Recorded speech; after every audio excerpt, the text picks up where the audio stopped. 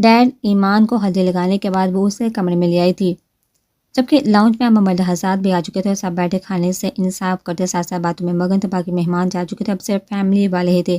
Hamdani family اور رمشا کی family تھی، جبکہ دورانی فیملی ہلدی لگا کر جا چکے تھے۔ زرش نے بہت کوشش کی رکنے کی، پر برہان کے آگے ایک نہ چلے۔ اپنی بیوی کا سلونا روپ دیکھا وہ اس کی تعریف کیے بنا رہ نہیں سکتا تھا، جس کے لیے زرش کا گھر جانا ضروری تھا۔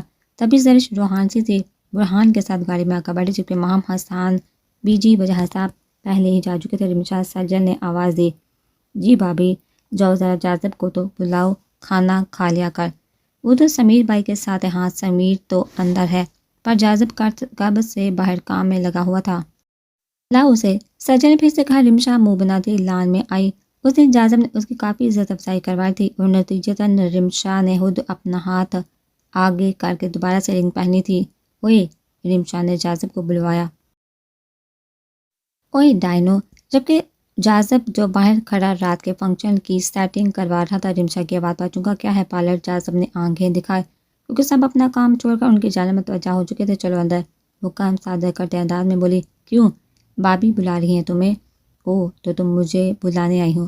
واو، مطلب تم ملازمہ بننے کی پریکٹس کر رہی ہو۔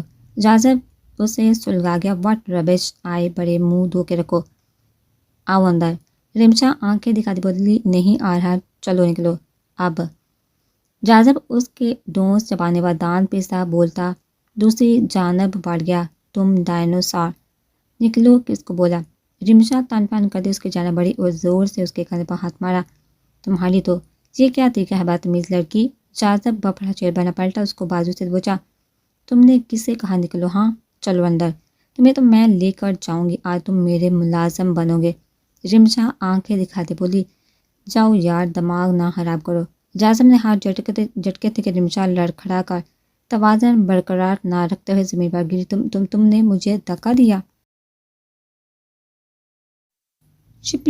چپکلی رینگ کو یہاں سے کام کرنے دو، سب دیکھ رہے ہیں۔ جاذب اکتا کر بولا، تمہیں تو میں چھوڑوں گی نہیں۔ رمشا تن پن کرتی اٹھی اور آؤ دیکھا نہ تھا اور جاذب کے گھنے جال سے سٹ بال مٹھی میں دبوچ لیے، جبکہ وہاں کام کرنے والے ملازم حق داغ سے منہ کھولے ان دونوں کو دیکھ رہے تھے۔ پھر لڑکی، چھوڑو میرے بال۔ جاذب شرمندہ سا دانت پیستا بولا، سومی سجل کے کہنے پر ان کو بلانے آیا تھا۔ آگے سے ان کی لڑائی دیکھ کر چھوٹے چھوٹے ہاتھ منہ پر رکھ کر کی کرنے لگا۔ نہیں چلو اندر، اب تو تم ایسے ہی جاؤ گے میرے ساتھ، رمشا ہامتی ہوئی بولی، اور جہاں جاذب کی بات ہوئی تھی، نہیں جاتا پاگل لڑکی۔ جاذب اسے بال مٹھی میں پکڑ کر ڈالا، جبکہ ملازم ہاتھوں سے سامان گرائے منہ کھولے ان کو لڑتا دیکھ رہے تھے، تو کبھی ایک دوسرے کو دیکھتے۔ چھوڑو میرے بال ڈائنو وحشی۔ اپنے بال جاذب کی مٹھی میں دیکھا رمشا کا چہرہ لال ببکا ہوا تھا۔ پہلے تم چھوڑو چپکلی کی سردار رانی کچرا رانی۔ دونوں ایک دوسرے کے بال مٹھیوں میں جھگڑے چلا رہے تھے۔ وہیں سومی ہاتھ میں کیمرہ پکڑے ان کی ویڈیو بنانے میں لگا تھا۔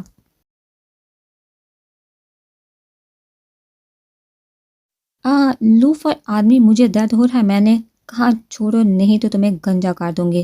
پہلے تم نے میرے جیل سے سجے ہیئر نہ صرف خراب کیے بلکہ تشدد بھی کیا ہے، بدلہ تو میں بھی لے کر رہوں گا۔ جاذب کہاں پیچھے رہنے والا تھا؟ واؤ جاذب ماموں، آپ جیت رہے ہیں، رمشا مامی ہار ہی ہیں۔ سومی چہکا بولا۔ رمشا کا رہا سہا سکون بھی تہس کر چکا تھا۔ اے چھوٹے چوزے، اپنے مرغے ماموں کو دور کرو، نہیں تو آج یہ قتل ہو جائے گا مجھ سے۔ رمشا جاذب کے بال مٹھی میں جگڑے سومی سے بولی، اور میں تمہارا چہرہ میک اپ سے عالی کر دوں گا مرغی، اگر تم نے مجھے یا میرے پارٹنر کو کچھ کہا تو۔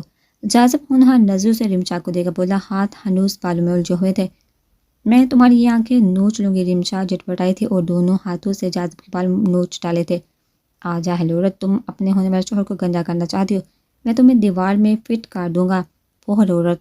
جاذب درد کی شدت سے چلاتا اسے یوں ہی دھکیل کر دیوار کے ساتھ پن کر چکا تھا۔ کیا ہو رہا ہے یہ؟ تبھی وہاں سب ان دونوں کی آوازیں اور لڑائی سن کر پہنچے تھے، جہاں دونوں ایک دوسرے کو کھڑے ہونہار نظروں سے گھور رہے تھے۔ یہ کیا بچپنا ہے، رمشا چھوڑو اسے۔ رمشا کی ماں چلائی، یہ کیا بدتمیزی ہے، جاذب چھوڑو بچی کے بال۔ جواز صاحب اپنے نالائق بیٹے کو گھٹے بولے۔ جاذب من منایا پر بال پھر بھی نہ چھوڑے تھے۔ رمشا سنا نہیں ماں، اس نے پہلے میرے بال پکڑے۔ وٹ، تم جھوٹ بولی ہو؟ جاسم نے دانت کچکچائے تھے، جبکہ باقی سب مسکراتے ہوئے بڑی فرصت سے انجوائے کر رہے تھے۔ سب سے آگے سمیت صاحب تھا جو اس موومنٹ کو کیپچر کر رہا تھا۔ تم دونوں چھوڑو ایک دوسرے کے بال۔ سجل پریشانی کے عالم میں آگے بڑھی اور ان کو چھڑوانا چاہا۔ نہیں سجل، آج میں اس ڈین کو نہیں چھوڑوں گا، اس نے مجھے بہت تنگ کیا ہے، جازب مدھم آواز میں بولا کہ آواز ان تینوں تک ہی رہی۔ وٹ، تم باگڑ پلے، میں بھی نہیں چھوڑوں گی۔ رمشا بھی اسی کے انداز میں تلملا اٹھی۔ کیا خسر پسر ہو رہی ہے؟ چھوڑو رمشا، اب کی بار اس کی ماں نے تنبیہ کی۔ رمشا غصے سے گھورتی اسے چھوڑ گئی، جبکہ جازم نے مسکرا کر بڑے آہستہ انداز میں ایک بار تو اس کے سر کو پورا جلا کر تب چھوڑے تھے۔ رمشا سی کر کے رہ گئی، تمہیں ذرا شرم ہے جازب؟ یہ کیا بچوں کی طرح لڑ رہے تھے؟ عمر دیکھو اپنی، قد دیکھو، اور اس معصوم سے کیا بیٹ پا لیا ہے تمہیں؟ فواز صاحب جاٹ پلاتے بولے۔ ڈیڈ، اب معصوم لفظ کی توہین تو مت کرے، مجھ سے برداشت نہیں ہو رہا۔ جازب دونوں ہاتھوں سے بال سیٹ کرتا بولا، جبکہ سب کے چہروں پر دبی دبی ہنسی تھی۔ وہی رمشا ناک کے نتنے پھلا کر جازب کو ایسے گوری تھی گویا کھا جائے گی۔ اسے ایسے نہ دیکھو تم، صحیح کہہ رہا ہے بچہ، مام بچہ، اتنا لمبا ترنگا انسان آپ کو بچہ لگ رہا ہے؟ یہ لفظ بچے پر تشدد ہو رہا ہے۔ رمشا بنا اٹھے، اب کے بعد سب کا کہکا مشترکہ تھا۔ واہ یار جازب، کمال کر دیا تم نے، کیا لڑائی تھی! میں تو بڑا ایکسائٹیڈ ہوں جب یہ میدان ہمارے گھر میں سجا کرے گا۔ زہیب اس کے کندھے پر ہاتھ رکھ کر مسکراتی آواز میں بولا، جبکہ سمیر کب سے کھڑا خاموشی سے سب ملاحظہ کر رہا تھا۔ اگر جنگ سے فرصت مل گئی ہو تو اندر آنے کا شرف بخشیں گے جازب صاحب، سمیر نے خفیف سا طنز کیا۔ میر اور اس کی کافی اچھی تو نہیں پر بہتر بونڈنگ ہو گئی تھی، جس میں زیادہ ہاتھ جازب کا ہی تھا۔ اس نے سوری کاٹ کے سب بات کلیئر کر دی تھی۔ اب سمیر کے دل میں اس جانب سے سارے ڈر اور ڈرکے ختم ہو گئے تھے۔ Yes why not! جازب نے جھکا سومی کو اٹھا لیا اور رمشا کو آنکھ بین کرتا سمیر کے پیچھے ہو لیا، جبکہ باقی سب بھی باتوں میں اندر بڑھے۔ اسی دوران رمشا کی والدہ اسے خوب ڈانٹ پلا چکی تھی، جبکہ باقی خواتین رمشا کی اداس شکل پر وقت تسلی دے کر رہ گئی۔ جب سے ان کا رشتہ ہوا تھا ان کی لڑائیوں سے سب واقف تھے، جانتے تھے کہ دونوں ایک دوسرے کو سامنے لا کر بچے بن جاتے ہیں، تبھی کسی نے ان کو منع نہیں کیا تھا، البتہ انجوائے ضرور کرتے تھے۔ یہ دونوں واحد تھے جہاں ملتے وہاں ان کی زبانی کلامی جنگ شروع ہو جاتی۔ اس بار کچھ مزید اسٹیپ بڑھائے تھے۔ وائٹ کرتا شلوار پہنے وہ مغرور شہزادہ بلا کا ہینڈسم لگ رہا تھا، گوری رنگت میں سرخی گلی جو کہ غصے کا ثبوت تھی، گلابی لب پہ اس کے کالی سہرانہ آنکھوں میں حویلی، وہ چڑچڑا سا بیٹھا تھا، انداز نہ چاہتے ہوئے بھی برداشت کرنے والا تھا۔ بازو کے کف کونے تک پھول لیے، ان پر بھی بی جی نے ہلدی لگائی تھی، جس پر احمر حفاظ سا ہو گیا تھا۔ شہزادو جیسی آن بان والا احمر برہان کو اور زرش کو ملتجی نگاہوں سے دیکھ رہا تھا کہ اس کی جان چھڑوائے نہیں تو سب الٹ دے گا۔ کیا کر رہا ہے؟ تمیز سے لگانا! احمر اس کے ہلدی سے بڑے ہاتھ دے کر وارننگ دیتا بولا۔ نہ تو پھر کیا کرے گا تو؟ حسان نے آنکھیں گھمائی۔ میں تجھے پیس کر ہلدی میں مکس کر دوں گا، احمر جنجلا کر بولا، کیونکہ ابھی سب عورتیں جو کچھ دیر پہلے ہی آئی تھی احمر کے چہرے پر ہلدی لگائی تھی کہ دولہے کو روح پر ٹور کر آئے، اور احمر کروا گونڈ پی کر رہ گیا۔ اس کی بے بسی کا سب خوب فائدہ اٹھا رہے تھے۔ لیڈیز کے بعد اب مرد حضرات کی باری تھی، جن میں حسان آخری نمبر پر تھا کہ احمر اس کے ہاتھ چھو دے کر تپ اٹھا۔ باقی سب نے چٹکی کے برابر لگائے تو حسان کی تو رگ رگ سے واقف تھا، تبھی کڑے تیورے سے بولا، چل وہ بعد کی بات، پہلے ذرا تو ہلدی سے رنگ جا بیٹا۔ حسان نے ڈرانے والے انداز میں ہاتھ اس کے آگے کیا۔ حسان نہ کر، احمر چڑ کر بولا، ابے ہٹ، میری جان کی شادی ہے تو میں تیری کوئی نہیں سننے والا، زیادہ بولا تو اس کا سامان بھی ہے میرے پاس۔ حسان بدیسی نکالے جمپ لگا کر آگے بڑھا، وہ دونوں ہاتھوں سے احمر کی بس نظر آنے والی آنکھوں کو بھی چھپا ڈالا تھا کہ ہلدی اس کے چہرے اور گردن پر لگائی۔ حسان! احمر داڑا، فی الحال تو اپنا شیرو والا روپ اندر رکھ، میں تیری نہیں سننے والا۔ جبھی ہلدی سے بڑا باؤل اٹھا کر احمر کے سر پر الٹ دیا اور دور لگا دی۔ یہ جہاں ہوا تھا احمر کا میٹر شاٹ۔ حسان رک! میں کہتا ہوں رک جا کمینے! احمر کی گمبھیر غصے بڑی آواز گونجی۔ سب کہہ کے لگاتے دلچسپی سے ان دونوں دوستوں کو دیکھ رہے تھے۔ اب سین یوں تھا کہ آڈیٹوریم پر میرے جار کی شادی والا سانگ فل دھن میں بجا تھا اور وہ دونوں مہمانوں کو سب کو نظر انداز کے صوفے کے گرد بھاگ رہے تھے۔ نا یارا، آج تو ہمارا دن ہے تجھے ذلیل کرنے کا ہے نا گائز۔ حسان نے سب سے تائید چاہی۔ یس، سب لڑکوں کی کورس میں آواز آئی تھی۔ تو بول رہا ہے کہ تیری شارک میرے گھر؟ احمد نے زمانی بات کی۔ حسان گڑبڑا گیا اور ماہم کو دیکھا جو سب کے سامنے شرم سے نظر جھکا گئی۔ ہاں تو یہ کہ رک جاؤ، نہیں تو میں بڑا کچھ کر سکتا ہوں، کچھ بھی کر، آج تیری نہیں سننے والا۔ حسان جگرا بڑا کر کے بولا کہ احمد کے پیچھے برہان کے دبے قدم آتا دیکھ چکا تھا۔ احمد ٹیشو سے اپنا چہرہ اور گردن صاف کرتا تھا، جبکہ سر پر پڑی ہلدی کچھ نیچے لڑک چکی تو کچھ بالوں سے چپک گئی تھی۔ تبھی برہان، صہیب و جاذب نے ہلدی سے بڑے ہاتھ لیے احمد پر دعویٰ بول دیا تھا۔ وہیں اس کی کزن بھی احمد پر چڑھ دوڑے۔ حسان کو تو پھر موقع مل گیا تھا، سب نے احمد پر ہلدی لگائی، ہلدی جو رگڑی کہ اس کا دل چاہا ایک ایک کر کے سب کو اٹھا کر باہر پٹک دے۔ کچھ ہی دیر میں وہ سارا کا سارا ہلدی کا حصہ بن چکا تھا۔ تجھے میں نہیں چھوڑوں گا۔ حسان غصے کی شدت سے احمد گرا اٹھا۔ پہلے ہم سے تو بچ میرے جا۔ حسان پرشوق نظروں سے اس کی تصویریں بناتا اپنی لٹل بہن ایمان صاحبہ کو سینڈ کر چکا تھا۔ سب مزے سے ان کی نوک جھونک انجوائے کر رہے تھے۔ جی اپنی گردن پر اس کی گرم سانسیں محسوس کر کے زر خود میں سمٹی۔ مت اتارو انہیں۔ برہان بوجھل آواز میں اس کے ہاتھ روک گیا۔ وہ ابھی مہمانوں سے فارغ ہو کر کمرے میں آئی تھی کہ برہان جو برپا نیم دراز اس کے انتظار میں تھا اٹھ کر اس کے پاس آئے کہ کیوں میں نے تعریف کرنی ہے۔ وہ میرر میں اس کی آنکھوں میں جھانک کر مانی ہیزی سے بولا، جب زرش کا چہرہ سرخ ہوا تھا۔ مجھے نیند آ رہی ہے، زرش میں منائی۔ اوہ ابھی نہیں، اس کو سینے سے لگائے بڑی آواز میں بولا۔ زرش میں مسکرا کر اس کے حصار باندھ کر اس کے سینے میں چہرہ چھپا گئی۔ دونوں کی دھڑکنوں میں انتشار برپا تھا۔ برہان نے ہاتھ بڑھا کر اس کے بالوں کا آزاد کیا۔ موتی کے پھول ٹوٹ کر فرش پر گرے تھے، سلکی بال لہرا کر پشت پر بکھرے۔ برہان نے اس کے سر پر لب رکھے اور ایک ہاتھ سے اس کے بال سے ہلانے لگا۔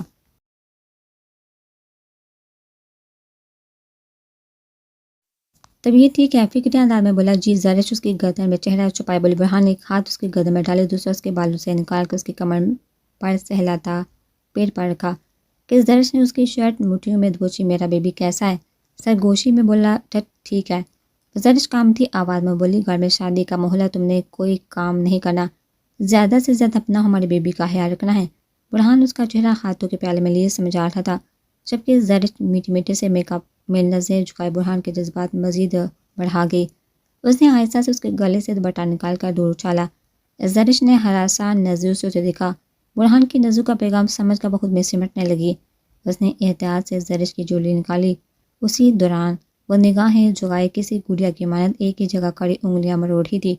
برہان نے اسے شدت سے خود میں بھیجا، اس کے گلابی چیکس کو لبوں سے چبا تھا کہ زرش کی پلکیں لرز اٹھی۔ برہان وہ ہمت مجتمع کر کے تیز ہوتی سانسوں میں بولی، چپ رہو میری جان۔ اس کے لبوں پر انگلی رکھ کر گمبھیر آواز میں خاموش کروا گیا۔ برہان نے اس کے مرمری وجود کو نرمی سے اپنی باہوں میں اٹھا لیا۔ بیڈ پر لٹاتے ہوئے اس نے اس کا سر تکیے پر رکھا، اس پر گٹا کی مانند چھا گیا۔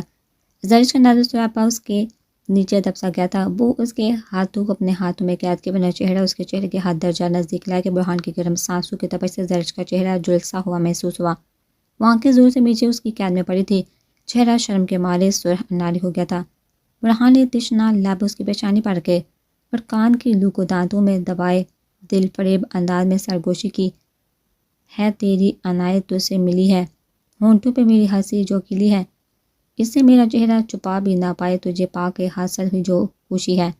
جذبات سے چور بوجھل آواز میں سرگوشی کا تب اس کے نازک پنکھڑیوں جیسے لبوں پر جھکا تھا۔ گرفت میں اتنی شدت اور جنون کا کہ زرش تڑپ اٹھی۔ برہان کی شدت میں اضافہ ہو رہا تو زرش کی سانسیں ابتر ہو رہی تھی۔ کچھ دیر بعد وہ شدت بڑی سرگوشی گساہی کر کے دور ہوا۔ اس کے چہرے پر حیا کی لالی دے کر برہان گہرا مسکرایا تھا۔ برہان مجھے بے ہمغم ہوتی سانسوں کے مابین بولنے کے لیے لب وا کی ہی تھی کہ برہان ایک بار پھر سے اس کے لفظوں کا گلا گونڈ گیا۔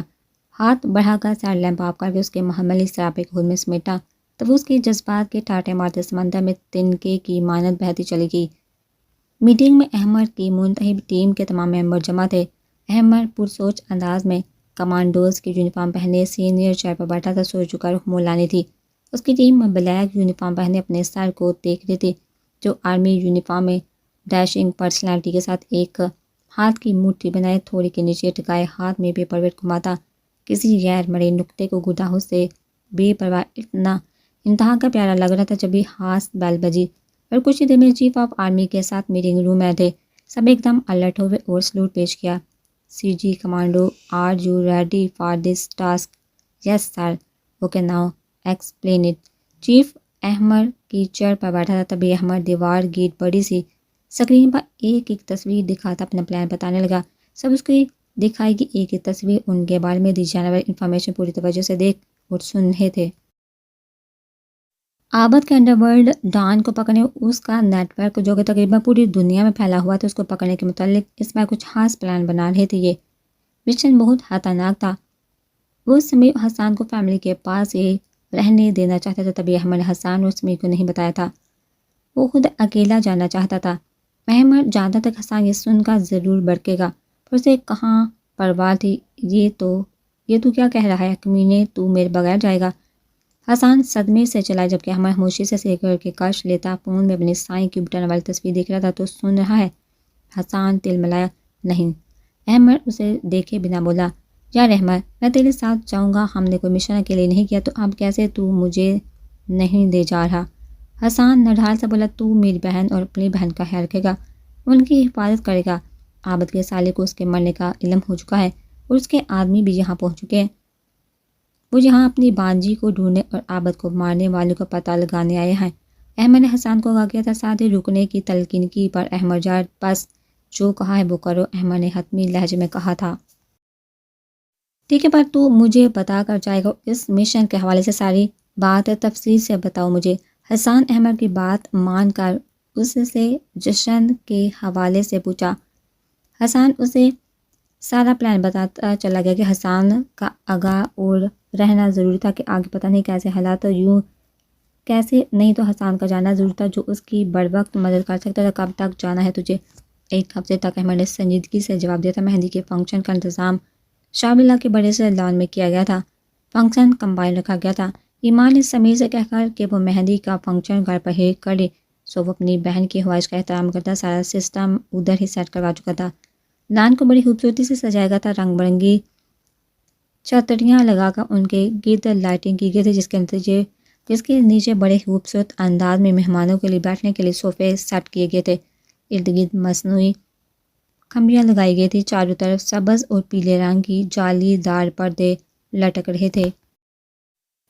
اسٹیج پر احمد ایمان کے لیے پھولوں سے سجا جھولا رکھا گیا تھا جس کے اوپر پھولوں کی لڑیوں سے چھت بنائی گئی تھی.